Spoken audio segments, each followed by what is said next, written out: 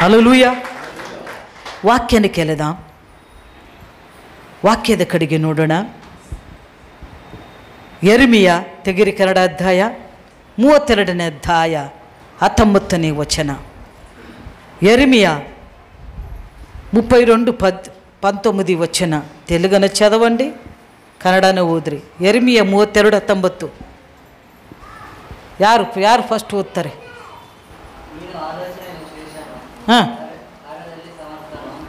ಸರಿ ತಡೆಪ್ಪ. ಏನಪ್ಪ ನೀನು ಕಾರ್ಯದಲ್ಲಿ ಆಲೋಚನೆ ಶ್ರೇಷ್ಠನ ಕಾರ್ಯದಲ್ಲಿ ಸಮರ್ಥನ ಅಂದ್ರೆ ಅದ್ರಾಗೇನು ಉಪ್ಪುಳಿ ಇರ್ತತ್ತ? ಹೆಂಗಿರ್ಬೇಕದು?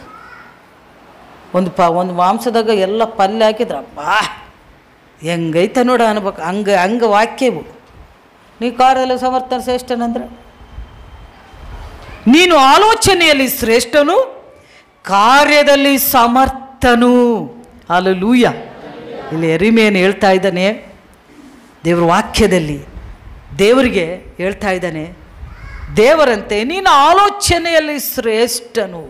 ಹೌದು, ದೇವರು ತನ್ನ ಆಲೋಚನೆಯಲ್ಲಿ ಬಹಳ ಪ್ರಾಮುಖ್ಯವುಳ್ಳ ದೇವರಾಗಿದ್ದಾನೆ. అదే తెలుగులో ఆలోచన విషయములో నీవే గొప్పవాడవు. అంటే ఏదైనా ఎవరైతే లోకంలో జ్ఞానులు ఆలోచిస్తున్నారా, విద్యావంతులు ఆలోచిస్తున్నారా, సైన్సిస్టులు ఆలోచిస్తున్నారా, ఎంత గొప్పవారైనా సరే ఈ లోకంలో వాటన్నిటికీ గొప్ప ఆలోచన కలిగిన దేవుడు మన దేవుడు అయినాడు. హల్లెలూయా. అతని ఆలోచన, ఆయన ఆలోచనలంట చాలా గొప్పవంట. మరి ఆయన చేసే కార్యములో సమర్థం అంటే ఆయన మాట ఇచ్చాడంటే అది పని జరిగిపోతుంది. మాటలోనే విడుదల కలుగుతుంది అనమాట. ఆయన ఆ మాటలోనే కార్యం జరిగిపోతుంది. అలాంటిది దేవుడు అంటున్నాడు, నేను నిన్ను గురించి ఆలోచిస్తున్నాను, నేను నిన్ను గురించి ఆలోచిస్తున్నాను. యెరెమీయది 29:11 వచనమా ఎవరైనా చదవండి. యెరెమీయ 29 ఆలోచనలు దేవుడు ఇప్పుడు చెప్తాడు నేను గురించి ఆలోచన. ఆమేన్.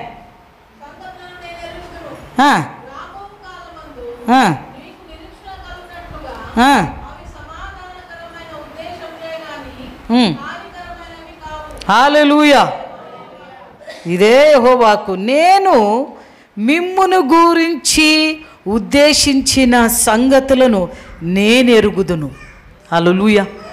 దేవుడంట ఈ ఉదయకాలములో నీతో మాట్లాడుతున్నాడు, నేను నిన్ను గురించి ఆలోచించిన సంగతి. అందుకే కన్నడలో ఏముంది అనంటే, ನಿರೀಕ್ಷೆ ಇರಲಿ ಎಂದು ನಾನು ನಿಮ್ಮ ವಿಷಯದಲ್ಲಿ ಮಾಡಿಕೊಳ್ಳುತ್ತಿರುವ ಆಲೋಚನೆಗಳನ್ನು ನಾನೇ ಬಲ್ಲೆನು. ನಿಮ್ಮ ಬಗ್ಗೆ, ನಿಮ್ಮ ಗೂರ್ಚಿ, ನಿಮ್ಮ ವಿಷಯದಲ್ಲಿ ಮಾಡಿಕೊಳ್ಳುತ್ತಿರುವ ಆಲೋಚನೆಗಳನ್ನು ನಾನೇ ಬಲ್ಲೆನು. ದೇವರು ಆಲೋಚನೆ ಮಾಡಿದ್ದಾನೆ. ಯಾರ ಬಗ್ಗೆ? ನನ್ನ ಬಗ್ಗೆ ಅಂತೇಳ್ರಿ. ಏನು ಆಲೋಚನೆ ಮಾಡಿದ್ದಾನೆ? ಅದು అహితకరవాదుదల్ల. ఆమేన్. నేను మిమ్ము గురించి ఉద్దేశించిన సంగతులు నేను ఎరుగుదును. రాబో కాలమందు, ಬರುವ ಕಾಲದಲ್ಲಿ, ಬರುವ ದಿನದಲ್ಲಿ ಏನು ಹೇಳ್ತಾ ಇದ್ದಾನೆ? మీకు నిరీక్షణ కలుగునట్టుగా అవి సమాధానకరమైన ఉద్దేశములే కానీ హానికరమైనవి కావు. ఇదే యెహోవాకు. ఆమేన్, ఆమేన్. నేను పక్కన వాళ్ళకి చెప్పండి, దేవుడు నిన్ను గురించి ఉద్దేశించిన సంగతులను ఆయన ఎరిగి ఉన్నాడు. అవి సమాధానకరమైన ఉద్దేశములే కానీ హానికరమైనవి కావు. ఇదే యెహోవాకు. దేవుడు నిన్ను తలంచి ఉన్నాడు. చూడండి, దేవుని ఆలోచన ఎలాగుందంటే, దేవుడు 6 దినములు సృష్టి చేసిన తర్వాత మట్టితో మానవుని చేశాడు. అవునా? ఈ మట్టితో చెప్తారా మీరు? మట్టితో మానవులు చేసినప్పుడు ఆయన ఆలోచన ఏం చేశాడంటే, మనిషిని తన పోలికలో, ఎవరి పోలికలో? దేవుని స్వరూపమందు, తన పోలికలో, తన స్వరూపమందు దేవుడు మనల్ని, మానవుల్ని సృష్టించాడు. ఆమేన్. అలాంటి దేవుడు ఎలా ఉంటాడు? ఆయనలాగా మేమున్నాం. అవునా? మేము ఉంటాం కదా, మీ నాన్నలాగా మీ అమ్మలాగా ఉన్నావు అని అంటావు కదా, అలాగే దేవుడు మా నాన్నలాగా మేమున్నాం. పరలోకపైన తండ్రి, ఆయనకు 2 చేయిలే, 2 కాళ్ళే, 2 కండ్లే, 1 ముక్కు. ఆయన వలె మేమున్నాం.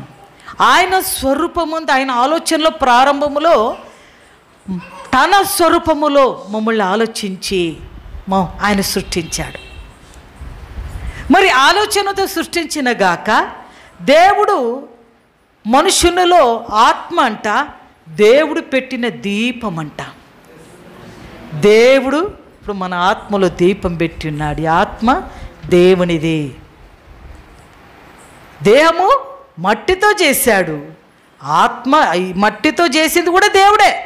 అయితే ఈ ఆత్మలో దేవుడు పెట్టిన దీపము. ఆయన ఎంత జ్ఞాని చూడండి. అవునా? కొండలలో దీపమూలే కనపడుతుంది, చుట్టూ నీళ్ళు, మధ్యలో కొండ ఉంటుంది, ఆడాడ కొండ ఉంటుంది. ఎలా సృష్టించబడ్డాడు ఆయన? ఎలా సృష్టించాడు వాటిని అన్నిటినీ? అవి ఆలోచిస్తుంటే మన ఆలోచనకు అగోచరమైనవి, మన ఊహకు అందనవి. అలాంటి ఆలోచన దేవుడు సృష్టినే అంత బాగా పెట్టాడు. సముద్రాన్ని ఆయన అంటాడు, ఈ సముద్రానికి ఎంత కొలతుంది, ఎంత ఎత్తుంది, ఎంత లోతుంది కూడా ఆయన కొలతేసి పెట్టాడంట. ఇప్పుడు ఇల్లు కట్టేటప్పుడు మేస్త్రులు ఎలాగా కరెక్ట్ కొలతేస్తారో, కొంచెం కూడా ఎక్కువ తక్కువ రాకూడదు. అవునా? అలాగే సముద్రాన్ని ఆయన కొలతేసి పెట్టాడంట. అవి ఎక్కువగా పొంగి పొర్లి మీద రాకుండా వాటికి ఒడ్డు కట్టాడంట దేవుడు. ఆలోచనలో చాలా గొప్పవాడాయన. సృష్టిలో ఆలోచనలో చాలా గొప్పవాడు. అందుకే నేను నిన్ను గురించి ఆలోచించిన ఉద్దేశంలో, తన స్వరూపములో దేవుడు చూడి మమ్మల్ని సృష్టించినప్పుడంట, మనం కేవలం మట్టిగా సృష్టించిన. ಅವನ ಕುಂಬಾರನ ಕೈಯಲ್ಲಿ ಜೇಡು ಮಣ್ಣು ಹೇಗೋ ನೀನು ಹಾಗೆ ನನ್ನ ಕೈಯಲ್ಲಿದ್ದಿರಿ. ఈ జేడు మట్టి, ఈ మట్టి అంట, ఈ మట్టిలో దేవుడు మనల్ని సృష్టించినప్పుడు తన రూపం ఒక 2 చేయిలు ఆ బొమ్మ మాదిరిగా చేసినప్పుడు తన శ్వాసము మనలో పెట్టాడు. హల్లెలూయా. దేవుని శ్వాసము ఆయన సృష్టించినప్పుడంట మట్టి నీరు అంత కళ్ళు చేశాడు, ముక్కు చేశాడు, అంత ఇప్పుడంతా బొమ్మలు ఎలా ఉన్నాయో అలాగే బొమ్మలాగా మేము ఉన్నాం. అయితే అందులో జీవం లేదు. అయితే దేవుడంట తన శ్వాసము మనలో ఊదగా మనుష్యుడు జీవాత్మ ఆయను. జీవించుచున్న వ్యక్తి మనమై ఉన్నాం. కాబట్టి దేవునికి మనకు చాలా సంబంధం ఉంది. ఆయన మనలో రాతి హృదయం మీద, రాతి పలకం మీద తన మాటలు రాసి ఉన్నాడు. అందుకే ఇది తప్పు, మనం అన్నులైనా కూడా ఎవరైనా ఉంటే కూడా ఇది తప్పు, ఇది కరెక్ట్ అనే ఆలోచన ఎక్కడి నుంచి వస్తుంది? దేవుడు మన రాతి పలక మీద మన హృదయంలో రాశాడు తన మాటలతో. ఎక్కువగా చేయొద్దు, నువ్వు చేస్తే నరకం అనేది నీకు ఉంటుంది. కాబట్టి ఈ స్వరూపములంట దేవుడు స్వరూపించినప్పుడు అక్కడ ఆదామునేమో సృష్టించాడు, అవ్వనికి సృష్టించలేదు. దేవుడు చూశాడు, ఒకడే ఉన్నాడు కదా, ఇడిచి చూద్దాం కొన్ని రోజులు. అయితే ఒంటరిగా ఉన్నవాడు సరి అయిన సాటి లేక కొంత తడబడుతున్నాడు. అంటే కరెక్ట్ లేదు, మిస్టేక్ చేస్తూ ఉన్నాడు, తప్పుడు జరుగుతూ ఉన్నాయి. ఆయనకు ఆలోచన చెప్పవారు లేరు, ఇది కరెక్టా ఇది అని సరిగా మాట్లాడేవారు లేరు. ఒకటైనాడు, ఉత్తి ప్రాణులు సృష్టి అంతా ఉంది. చూశాడు ఈయన ఒంటరిగా, మనుష్యుడు ఒంటరిగా ఉండడం మంచిది కాదు అని. ఏం ఆలోచించాడు దేవుడు? ఏం ఆలోచించాడంటే గాఢ నిద్ర, గోరక గట్టినట్టు నిద్ర పట్టాడు. ఎవరు? ఆదాం. పెట్టినప్పుడంట తన పక్కటి ఎముక అది పట్ట నీరుగొట్టి తీశాడు. నీరుగొట్టి తీసినాక ఆడేముంది? ఆడ కాలి ఉంది కదా, మాంసముతో దాన్ని నింపాడంట. ఆ ఎముకతోటి స్త్రీని సృష్టి చేశాడని. అందుకే నరములతో తీయబడినది గనక నారీ అని పిలువబడింది అని. స్త్రీ ఎముకతో చేసబడింది. అవునా? అందుకే చాలాసార్లు స్త్రీయే చాలా పని చేస్తుంది. చూసారా? ఓ భర్త కొంచెం పురుషుడేమో బయట పని చేసేస్తా, అది వస్తుంది ఇది వస్తుందని కూర్చుంటే ఉన్న దగ్గర టీ, ఉన్న దగ్గర స్నాక్స్, ఉన్న దగ్గర భోజనం, ఉన్న దగ్గర అన్నీ మొత్తం చేస్తుంటారు. అయితే వీళ్ళు 10 నుంచి సాయంకాలం వరకు బట్టలు పిండి అదో ఇంట్లో చేసి చేసి చేసి అలసిపోయినా కూడా వాళ్ళు రాత్రి పడుకో వరకు ఏదో ఒకటి పని చేస్తుంటారు. మొత్తం వాళ్ళే చేసుకోవాలి. అవునా? అయితే నేనంటాను, స్త్రీ బలహీనురాలు అని ఘటకాని పౌలు చెప్పాడు. అయితే ఆమె బలమైన ఎముక పక్కెమిట. ఎందుకు? దేవుడు. అందుకే దేవుడు యెషయా రాసిన గ్రంథములో, నేను నీకు బలమిచ్చువాడుని నేనే, నీ నడుమును కట్టేవాడు నేనే, నిన్ను స్వస్థపరిచేవాడు నేనే, నీ గాయములు మానుపవాడు నేనే. బలహీనంగా ఉన్నప్పుడు దేవుని వాక్యము అత్యధికమైన శక్తితో మమ్మల్ని నింపుతుందన్నమాట. అందుకే నీతిమంతులంట సింహము వలె ఉంటారు అని. ఎప్పుడైతే దేవుని దగ్గర కూర్చొని ప్రార్థనతో సిద్ధపాటు వాక్యము ఏమి చెప్పుతుంది అది మనలో ఉన్నప్పుడు మనము ధైర్యశాలిగా ఉంటాం. ఎదురయ్యే ఏ శత్రువులు వచ్చినా కూడా అణుచివేయ బలము దేవుడు మనకి ఇస్తాడు. ఆ బలము ప్రత్యేకమైనది. కాబట్టి బలహీనరాలుగా ఉన్న స్త్రీని దేవుడు పక్క ఎమటని తీసి ఎప్పుడైతే స్త్రీ చేశాడో తన బలం ఇచ్చి ఆయన మమ్మల్ని శక్తివంతులుగా చేశాడు. దేవునికి మహిమ ఘనత ప్రభావం. హల్లెలూయా.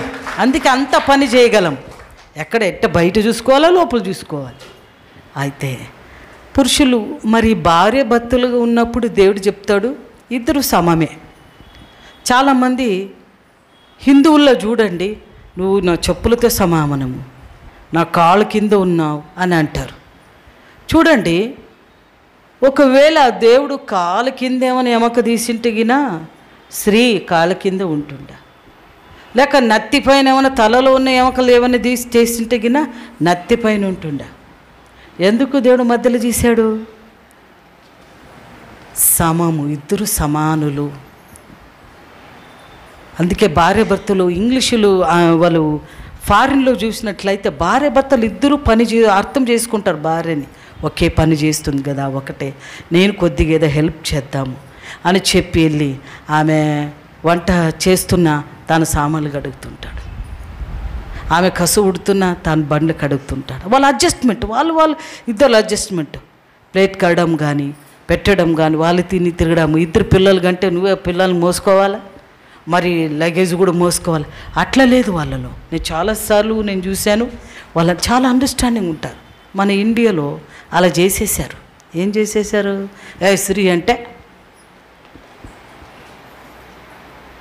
ఎందుకు? ఈ స్త్రీలు నెత్తిపైన మిరియాలు మోసారు. ఏదో స్థానం ఇచ్చాడు కదా అని అంటే మొత్తం నాదే అని కింద వేయడము ద్వారా, శునకలము చూడము ద్వారా ఇలాగ రాయబడింది వాళ్ళ ధర్మశాస్త్ర గ్రంథంలో, భగవద్గీతలు ఇలా రాయబడింది వాళ్ళది.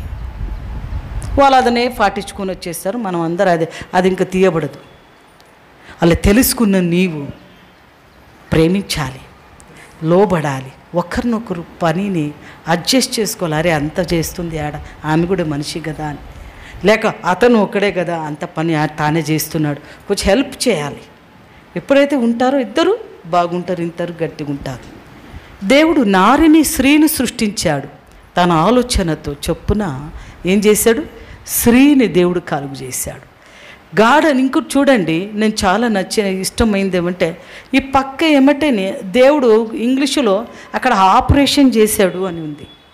ఇప్పుడేం థియేటర్లో ఆపరేషన్ చేస్తారు కదా, అంటే హాస్పిటల్లో తీసుకెళ్ళి ఆపరేషన్ చేశారమ్మా, కిడ్నీ ఆపరేషన్ చేశారు, మరి గర్భశీల సంచి ఆపరేషన్ చేశారు, హార్ట్ ఆపరేషన్ చేశారు, అలా అంటారు కదా. చెయ్యి ఇరిగిపోతే, ఎమకి ఇరిగిపోతే ఆపరేషన్ చేశారు అని.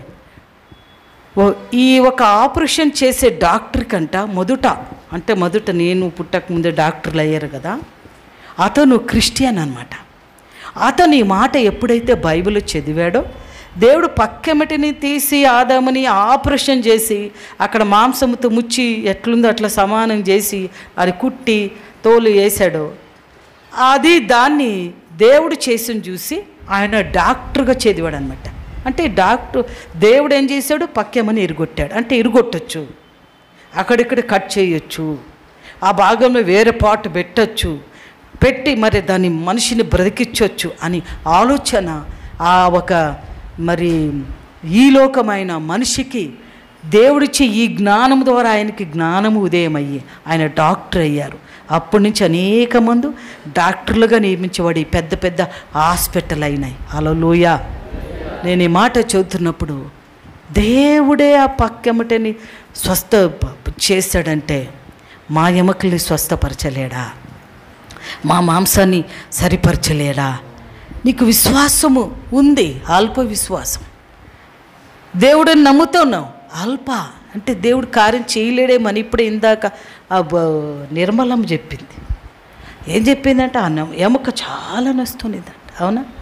ఆమె రాత్రంతా దాని గురించి ప్రార్థించి ఎన్ని దినాలమ్మా, ఒకే దిన రాత్రి ఆ నొప్పి ఎప్పుడైతే పొడిచిందో దుఃఖమయ్యి ఏదైనా మాత్రలు వేసుకొని అన్నీ వేసుకున్నా కూడా అలాగే ఉందంటే ఏడ్చి అయ్యా నాకేమి ఇట్లా అని దేవుని పాదలు పెట్టుకునిందో. ఏం చేసింది తెల్లారి లోపల ఆ రోజు స్వస్థపరిచింది. ఈ రోజు వరకు ఆ నొప్పి రాకుండా ప్రియులారా మానవులకు వస్తుంటుంది. మనిషి మాంసపు దేహం, ఎముకలు ఈ మాంసపు దేహం అనమంటే వస్తుంటుంది లేదను. అయితే దేవుడు స్వస్థపరిచేవాడు, దేవుడు మన దేవుడు అయి ఉన్నాడు. ఒకటి, మనం ఎప్పుడు మందుల మీదే ఆధారపడకూడదు.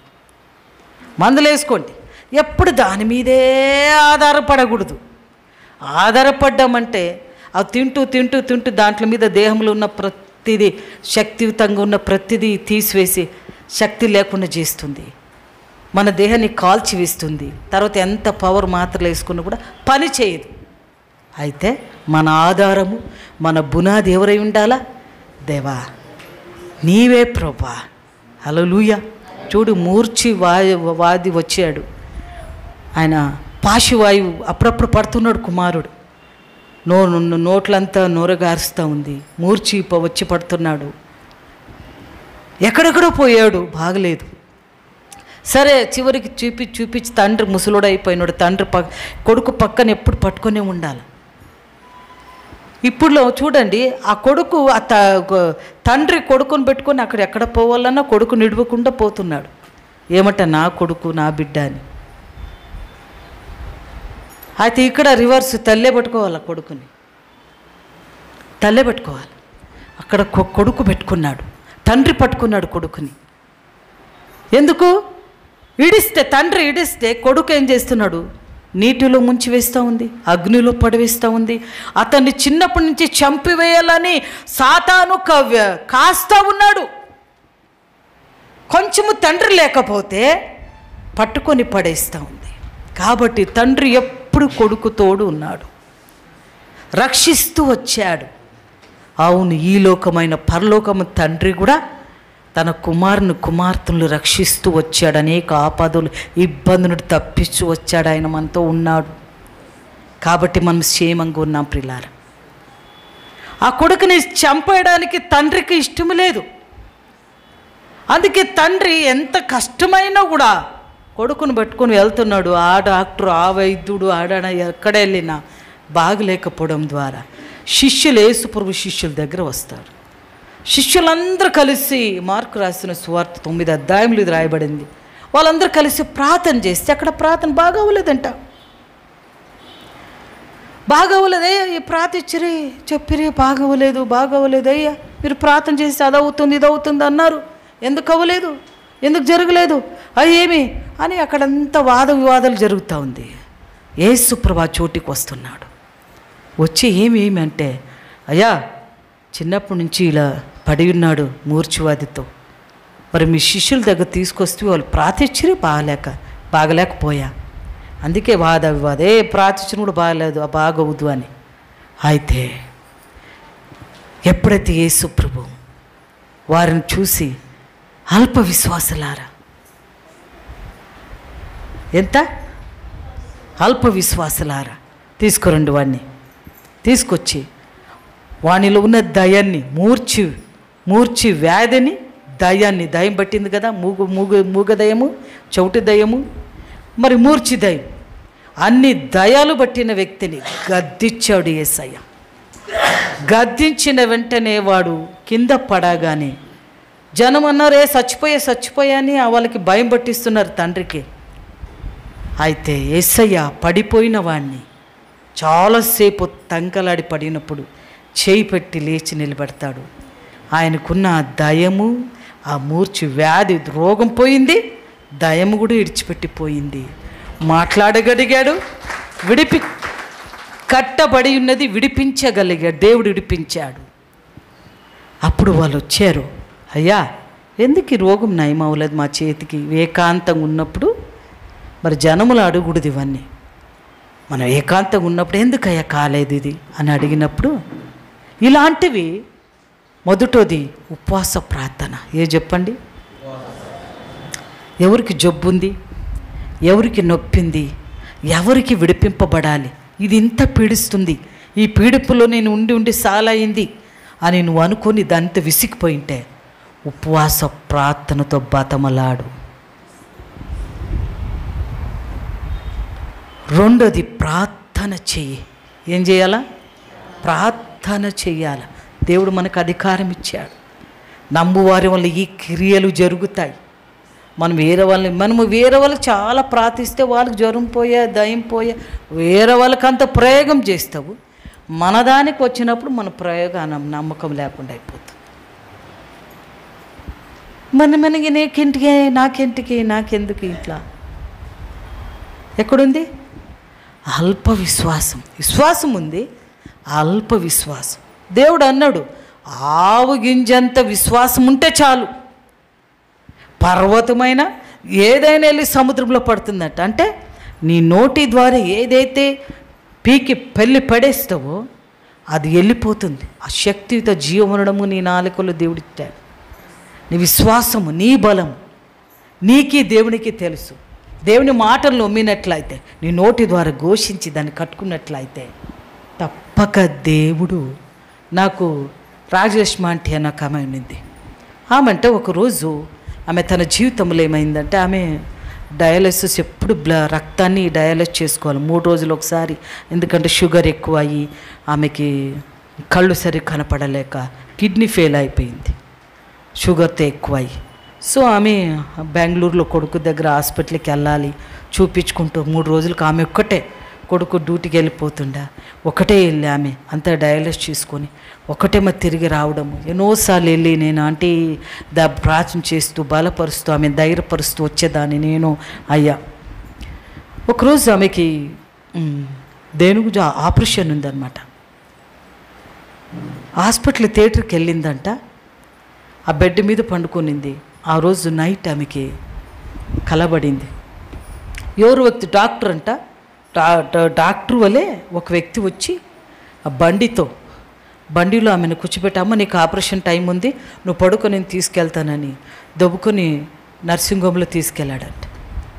లోపల ఆపరేషన్ థియేటర్లు తీసుకొని అక్కడ ఎంతోమంది నిలబడి ఉన్నారంటే లోపల ఉన్నదంతా చెడిపోయింది, అంతా తీసి దూది వలె తీసి పడేస్తున్నారంట. అంతా తీసి చేసి ఇలా కుట్లేసి అమ్మని ఇది ఆపరేషన్ అయిపోయింది, నువ్వు బాగా అయ్యావు అని చెప్పినారంట. బాగా అయ్యానా? ఆపరేషన్ అయిపోయిందా అని లేచి కూర్చునిందంట. ఆమె మెలకొచ్చింది, లేచి కూర్చునింది. నిజంగా ఆమె దేహములో ఉన్న ప్రతిదీ ఆపరేషన్ అయిపోయింది. హల్లెలూయా. ఏ రూపంలో డాక్టర్ ఉందో ఆ రూపంలోనే డాక్టర్ వచ్చిందంట. ఆ డాక్టర్కి ఈమె చెప్తుంది, సార్ ఆపరేషన్ మీరు చేసిన తర్వాతే నేను ఆరోగ్యంగా ఉన్నాను. ఆపరేషనా? నీకు ఇంకా ఆపరేషనే చేయలేదు తల్లి అని. లేదు సార్, నిన్న రాత్రి చేస్తారు కదా, నాకు పిలుచుకుపోయింటారు కదా ఊటికి, అన్నీ చేస్తున్నారు, నాకు ఏం కలదు, ఇప్పుడు బాగున్నాను, చూడండి లేస్తున్నాను, తిరుగుతున్నాను అవుదు అని అంటే, ఏమ్మా ఏం చెప్తున్నావు అమ్మా నువ్వు అని. నేనంటూ రాలేదు, మరి నీవు నమ్మిన దేవుడు వచ్చిండొచ్చేమో. ఆమె ప్రతి పక్కన అంత సీరియస్గా ఉన్నా కూడా ప్రతి వారికి యేసప్ప గురించి చెప్పి చెప్పి చెప్పి చాలా రోజు బతికి ఆమె దేవుని పాదాన్ని చేరుకునింది. హల్లెలూయా. ప్రియులారా, మన విశ్వాసం నువ్వు నమ్మేంత వరకు నడిపిస్తుంది దేవుడు. నీ విశ్వాసం, అందుకే స్త్రీ నువ్వు చాలా నీ విశ్వాసం గొప్పది అని దేవుడు ఏం చేస్తాడు, ఆలోచనలో గొప్పవాడై ఉన్నాడు. మన గురించి ఆలోచించిన సంగతులు ఆయనకు తెలుసు అంట, అవి మంచివి, ఇంకా మీదట అసమాధాన కాదు. నమ్ముతావా? నా జీవితంలో దేవుడు వాగ్దానం చేశాడు, నేను మంచి చూస్తాను, నేను ఆయన ఉద్దేశించిన సంగతులు ఆయన ఎరిగిన్నాడు, నాకు సమాధానకరమైన సంగతులే తప్ప దుఃఖము కాదు, అహితకరము కాదు, ఏది కాదు. నువ్వు నమ్మినట్లయితే నువ్వు దీన్ని ప్రతిరోజు ప్రార్థించి, దేవా నువ్వు ఉన్నావు, నాకు సహాయకుడు నువ్వే, నా బలం ఇచ్చేవాడు నువ్వే, నన్ను స్వస్థపరచేవాడు నువ్వే, కాయువాడు నువ్వే, నడిపించేవాడు నువ్వే అని చెప్పుకుంటూ నువ్వు విశ్వాసముతో నడిచినట్లయితే దేవుడు అన్నాడు, నేను నీకు మంచిదే. హల్లెలూయా. అందుకే దేవుడు చెప్తాడు, యోబు గ్రంథంలో ఒక మాట అంటాడు, యోబు మౌనమగుండి నువ్వు ఏం చేయాలా, దేవుడు చేసిన కార్యము నువ్వు ఆలోచించు అంటాడు. యోబుకు చెప్తాడు దేవుడు, నువ్వు మౌనముగుండి ఆయన చేసిన దేవుడు చేసిన కార్యములు నువ్వు ఆలోచించు అంటే, దేవుడు ఏం చేశాడు ఆలోచించాడు, నువ్వు ఆలోచించాలి. దేవుడు ఎంత గొప్ప కార్యములు చేశాడు తెలిసిన, ఎంత ఆలోచన కలిగి ఉన్నాడు, ఎంత ఆలోచనతో ఆయన నడిపించాడంటే సముద్రాన్నే 2 పాయలుగా చేశాడు. ఇప్పుడు వరకు చాలా మంది సైంటిస్టులు వెళ్ళి లోపలెళ్ళి ఏది ఇది తప్పుడు ఇది కాదని ఎంత కాలు లాగకపోయినా కూడా దేవుడు అక్కడ ఆశ్చర్యకరమైన కార్యములు ఈనాటి కూడా చేస్తూనే ఉన్నాడు. అవును, నిజము. సముద్రం 2 పాయలు చేయడం అసాధ్యమా? అయ్యప్ప, తలుచుకోవాలను. నేను ఎక్కడన్నా నదితో సముద్రంతో వెళితే ఇది తండ్రి మాట్లాడుతుంటాను నేను. సముద్రంతో గోవాకి వెళ్ళినప్పుడు, తండ్రి ఇంత పెద్ద సముద్రము 2 పాయలుగా ఎలా చేసావయ్యా నువ్వు, ఎంత ఆశ్చర్యమయ్యా. విశ్వములోనే ప్రపంచములోనే ఆశ్చర్యము కలిగింది ఎర్ర సముద్రము 2 పాయలుగా చేసింది. అందుకే సముద్రమే ఆయన చూసి వెళ్ళి ఓడిపోతుందంట. శత్రువులైన ఓడిపోతారు, సముద్రమైన ఎంత గంతులు వేసినా, ఎంత శబ్దం చేసినా, ఎంత అలలు లేసి వచ్చినా అక్కడికే ఉండాలా నువ్వు, దడ మీరి బరబారదు. చూడని ఎంత అలలు పారుకొని వచ్చినా అక్కడ వడ్డీకి కొట్టుకొని మరి వెనకపోతాయి, మీద పారుతాయా? అందుకే నువ్వు నదిలో మీద నడిచినా కూడా పొంగి పొరలదు అంటాడు. అగ్నిలో మధ్య నడిచినా కూడా అవి నిన్ను కాల్చజాలవు, సముద్రం మీద నడిచినా కూడా నిన్ను పారనీదు. దేవుడు ఏమంటాడు, నేను నడిపించేవాడు. హల్లెలూయా. ఏది వచ్చినా నువ్వు భయపడవు, అవసరం లేదు, ఏమీ భయపడవద్దు, నేను నీ తోడై ఉన్నాను. చెప్పి ఉన్నాను కదా, నేను నీ తోడై ఉన్నాను. నేను ఆలోచించాను నిన్ను గురించి, నా ఆలోచనలు మంచివి. నేనేది ఆలోచించాను నిన్ను గురించి, నేను ఏది ఉద్దేశించాను దానిని నెరవేర్చేవాడు నేను అంటాడు. హల్లెలూయా. మరి దీని గురించి చెప్పాలంటే చాలా ఉంది. మరి చాలు వాక్యం, దేవుని చిత్తమైతే రాను దినములు కంటిన్యూ చేద్దాం. మరి ప్రతి వారు కళ్ళు మూసుకుందాం. దేవుడు ఎడతాయిదనే ఆయన ఆలోచన విషయంలో గొప్పవాడు. మరి నిన్ను గురించి ఆలోచించిన విషయములు చాలా గొప్పవి ఉన్నాయి. ఆయన నిన్ను గురించి చేయబోయే కార్యములు చాలా ఆశ్చర్యమైనవి. అవును, నిన్ను గురించి ఆలోచించాడు. తలచుకున్నాడు, అనుకున్నాడు. వాటిని నమ్ము, దేవునితో మాట్లాడు. ఇంతవరకు చేశాడు కదా, ఇంతే చాలే, ఇంతనే ముందు చేయలే నువ్వు అనుకుంటున్నావు. అయితే దేవుడు ఈ రోజు నుండి ప్రారంభమైంది కొత్త కార్యం. ఈ రోజు నుండి మరలా నిన్ను గురించి మంచిగా చేయడానికి ఆయన తలంచి ఉన్నాడు. ఆయన నిన్ను గురించి మంచిగా ఆలోచించాడు, సరి అయిన రీతిగా ఆలోచించాడు. నీకేది అవసరం ఉంది గురించి ఆలోచించాడు, ఏది బాధపడుతున్నావు అని గురించి ఆలోచించాడు. ఎక్కడ పడి ఉన్నావని కూడా దేవునికి తెలుసు. ఎక్కడ నిన్ను నాటాలి, ఎక్కడ నిన్ను నిలబెట్టాలి, ఎక్కడ నిన్ను ఫలించాలనే దేవునికి తెలుసు. ప్రియులారా, ప్రతి ఒక్కరూ మనల్ని మనం పరీక్షించుకుందాం. దేవుని పోలికలో, దేవుని స్వరూపములో చేయబడిన నీవు ఈరోజు నిన్ను ఎలాగ ఎంచుకొనుచున్నావు? నిన్ను నీవు ఏ విధంగా చూసుకుంటున్నావు? మరి స్త్రీలు మీరు బలహీనమైన ఘటనలని, మా చేత కాదని అనుకుంటున్నారేమో. మీరు బలవంతులు, దేవుని చేతిలో బాణముల వంటి వారు. అలాగే పురుషులు కూడా దేవుని పోలికలో, దేవుని స్వరూపంలో ఉన్నవారు. మరి ఆయన పోలిక, ఆయన స్వరూపంలో ఉన్నది కనుక మీరు ఈ లోక అధిపతికి, లేక ఈ లోకములో నేనే రాజు అని చెప్పుకునే వాడికి భయపడవలసిన అవసరం లేదు. ఎందుకంటే వాడు నరమనుష్యుడే, వాడు ఇంతలో కనబడంతలో మాయమైపోయేవాడే. అయితే నీలో ఉన్న యేసయ్య గొప్పవాడు, నీలో ఉన్న యేసయ్య గొప్పవాడు. ఆ గొప్ప దేవుడు ఈ రోజున నీతో మాట్లాడి నీకు తెలియపరిచాడు. నీ పట్ల ఆయన మంచి ఆలోచనలు కలిగి ఉన్నాడు, నీ కుటుంబం పట్ల మంచి ఉద్దేశాలు కలిగి ఉన్నాడు. అయితే అవి నెరవేర్చబడాలన్నా, అవి నెరవేర్చబడకుండా పోవాలన్నా అది నీవు తప్ప మరి ఎవ్వరూ దాన్ని మార్చలేరు. నీ యొక్క అవిశ్వాసం, లేక అల్ప విశ్వాసం, లేక నీ యొక్క సోమరితనం అవి ఆపివేస్తాయి దేవుని ఆశీర్వాదాలు రాకుండా. ఆ ఆశీర్వాదాలు రావాలంటే, అవి నెరవేరాలంటే నీకున్నటువంటి ఆవు గింజంత విశ్వాసం, కొంచెం నమ్మకం ఉంటే చాలు. ఎంత గొప్ప కార్యములైనా చేయుటకు నా యేసయ్య నమ్మదగినవాడు, శక్తివంతుడు. ఈరోజు మీ అందరి సమస్యలు తీర్చి తన ప్రణాళిక నెరవేరుస్తూ తాను ఆలోచించిన ఆలోచనలను మీ పట్ల సిద్ధింపచేసి నడిపించునుగాక.